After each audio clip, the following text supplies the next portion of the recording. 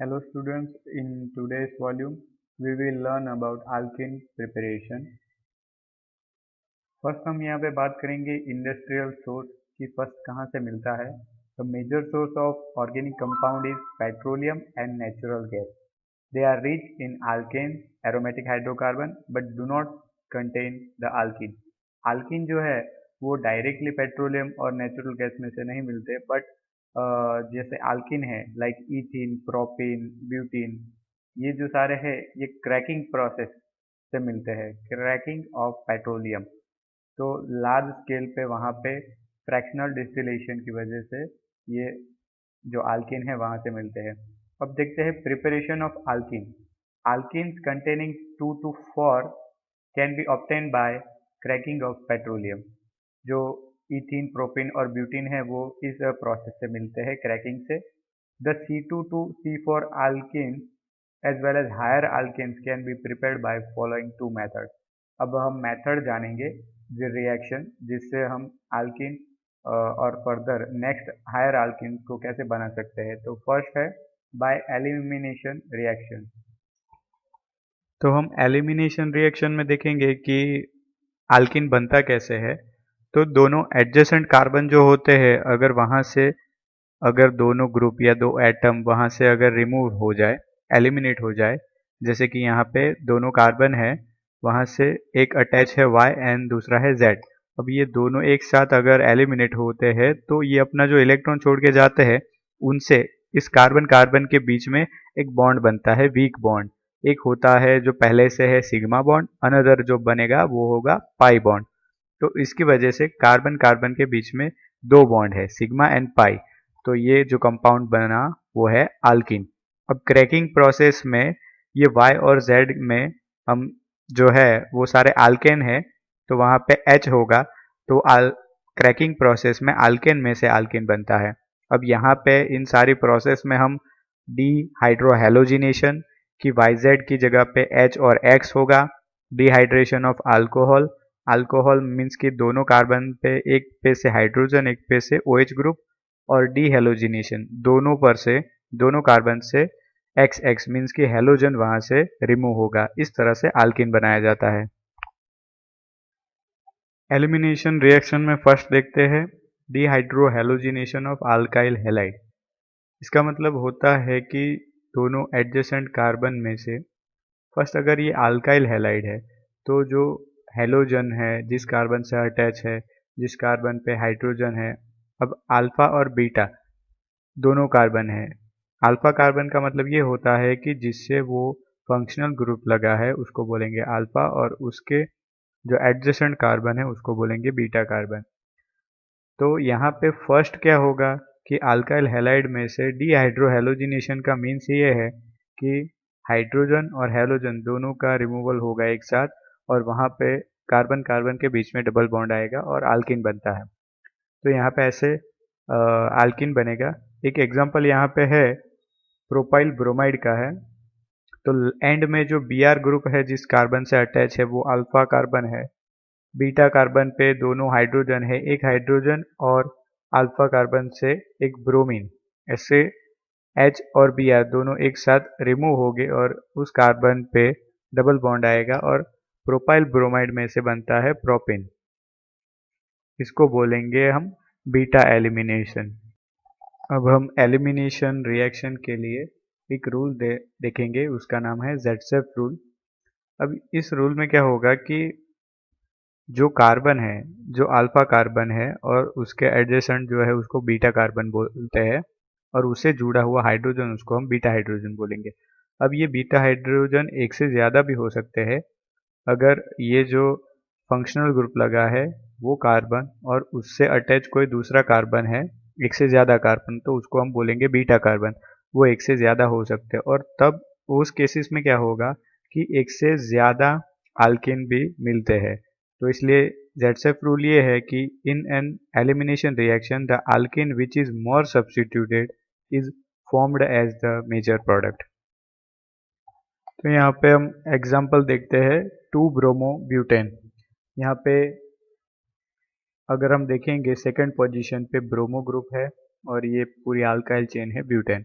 जब इसका हम डिहाइड्रोहेलोजिनेशन कराएंगे in presence of KOH and alcohol, उसको अगर हम हीट करेंगे तो यहाँ पे हमको प्रोडक्ट मिलेंगे दो, एक होगा मेजर, एक होगा माइनर। मेजर प्रोडक्ट 81% में मिलेगा 2 ब्यूटीन और माइनर प्रोडक्ट 19% जो मिलता है वो होगा 1 ब्यूटीन।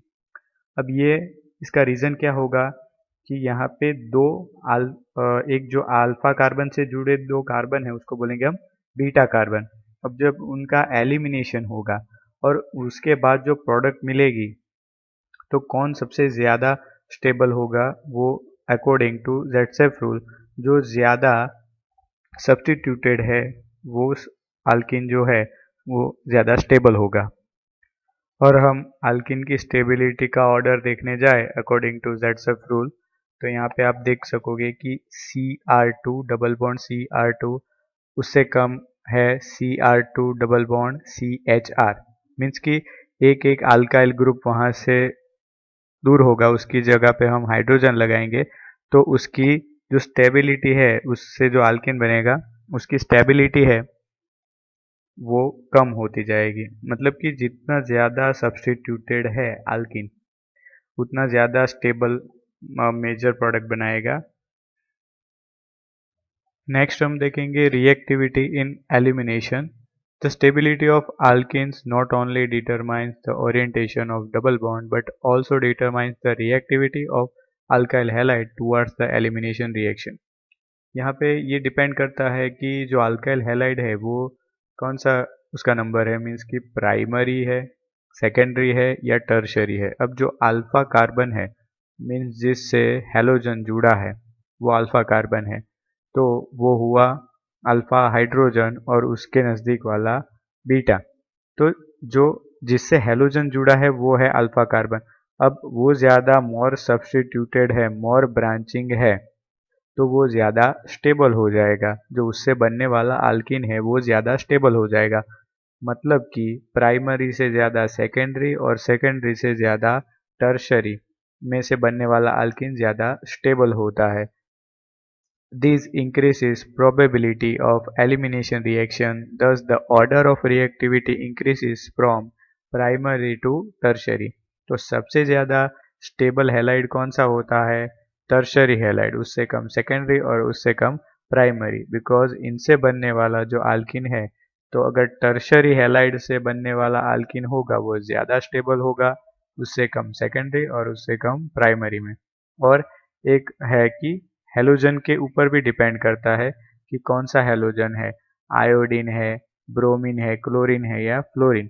मीन्स कि जो कार्बन को सबसे ज़्यादा कार्बन को वो सबसे ज़्यादा कौन वहाँ से एलिमिनेट हो जाएगा जल्दी, फ्लोरीन से ज़्यादा क्लोरीन, क्लोरीन से ज़्यादा ब्रोमीन और ब्रोमीन से ज़्यादा आयोडीन। तो ये हैलोजन पे भी डिपेंड करता है स्टेबिलिटी। अब नेक्स्ट एलिमिनेशन देखेंगे डिहाइड्रेशन ऑफ अल्कोहल। तो अल्कोहल जो कंपाउंड है वहाँ पे आप देखोगे कि जो फंक्शनल ग्रुप है OH है वो अल्फा कार्बन, सेकेंड है बीटा जिससे हाइड्रोजन जुड़ा है। अब इस अल्कोहल में से एक वाटर मॉलिक्यूल अगर रिलीज होगा या एलिमिनेट बोलेंगे हम, तो इसको बोलेंगे हम डिहाइड्रेशन ऑफ अल्कोहल। अल्कोहल में से एक वाटर मॉलिक्यूल रिमूव होगा और एसिड की प्रेजेंस में जब उसको रिएक्शन करवाएंगे तो ये अल्कोहल है वो अल्कीन में कन्वर्ट हो जाए। तो जैसे हमने आगे देखा कि OH ग्रुप है वो अल्फा कार्बन पे से और बीटा कार्बन में से हाइड्रोजन रिमूव होता है, ऐसे करके डिहाइड्रेशन होगा अल्कोहल का। यहाँ पे दो तरीके हैं कि फर्स्ट है by heating the alcohol with sulphuric और फॉस्फोरिक एसिड, और दूसरी मेथड ये है कि by passing the alcohol vapours over heated catalyst such as alumina and thorium dioxide. अब इन जो अल्कोहल के जो ग्रुप है मीन्स के नंबर है, primary alcohol, secondary alcohol, tertiary alcohol, इनकी जब डिहाइड्रेशन इनका करवाते हैं तो हम देखेंगे कि जो हमने कंटेंट लिया है H2SO4 एसिड लिया है। अब यहाँ पे हम देखेंगे कि जब अगर हम प्राइमरी अल्कोहल लेते हैं तो हमको जो एसिड है सल्फ्यूरिक उसका कॉन्सेंट्रेशन भी हाई रखना होगा और ज़्यादा उसको हीट भी चाहिए होगा 170 डिग्री और 95% H2SO4 जब इथेनॉल का रिएक्शन करवाएंगे तब जाके उसका डिहाइड्रेशन होके इथिन बनता है और वाटर मॉलिक्यूल रिलीज होता है। बट जब सेकेंडरी अल्कोहल है जैसे कि 2 प्रोपेनॉल, तो यहाँ पे उसके पास 2 बीटा कार्बन है। बीटा कार्बन है मीन्स कि बीटा हाइड्रोजन भी है। अब वहाँ से हाइड्रोजन और OH, अब यहाँ पे जो प्रोपेन बनेगा तो यहाँ पे H2SO4 है, अगर वो 60% भी होगा तो भी रिएक्शन हो जाती है 100 डिग्री पे और वाटर मॉलिक्यूल वहाँ से रिलीज होगा। और अगर सेकेंडरी की जगह पे अगर सिर्फ टर्शरी है, टर्शरी ब्यूटाइल अल्कोहल है, तो यहाँ पे 3 बीटा कार्बन है, बीटा हाइड्रोजन भी है, तो यहाँ पे वो OH भी उसके साथ रिमूव होगा और सिर्फ 20% H2SO4 और 80 टू 90 डिग्री पे अगर रिएक्शन होगी तो भी आइसोब्यूटिलीन बन जाता है। तो इस तरह से प्राइमरी में ज़्यादा कंसंट्रेशन और टेम्परेचर चाहिए, उससे कम सेकेंडरी, और उससे कम टर्शरी को उससे कम कंसंट्रेशन और टेम्परेचर। तो इसलिए टर्शरी अल्कोहल में प्राइमरी और सेकेंडरी से ज़्यादा स्पीड में डिहाइड्रेशन रिएक्शन होती है। तो हमने देखा कि जो ऊपर एग्जांपल्स थे वहाँ पे जो बीटा हाइड्रोजन्स थे उनमें से जो डिहाइड्रेशन हुआ OH और H जुड़ के वाटर मॉलिक्यूल रिलीज हुआ, तो वहाँ पे अगर एक से ज़्यादा बीटा हाइड्रोजन होंगे तो यहाँ पे प्रोडक्ट जैसे हमने आगे Z-Cef रूल में देखा, यहाँ पे भी हम देखेंगे डिहाइड्रेशन में अगर जैसे एग्जांपल है 2 ब्यूटेनॉल, यहाँ पे 2 बीटा कार्बन है, तो उनमें से बनने वाली जो प्रोडक्ट है अगेन एक मेजर और माइनर बनेगी। तो यहाँ पे 1 ब्यूटीन है वो माइनर प्रोडक्ट है और 2 ब्यूटीन जो है वो मेजर प्रोडक्ट है। जैसे हमने आगे डिहाइड्रोहेलोजिनेशन में देखा, सेम वही चीज़ यहाँ पे होगी, सेम Z-Cef रूल यहाँ पे भी लगेगा। तो यहाँ पे दोनों बीटा कार्बन है, मोर सब्स्टिट्यूटेड है यहाँ पे, इसलिए दोनों प्रोडक्ट मिलती है हमको 1 ब्यूटीन और 2 ब्यूटीन।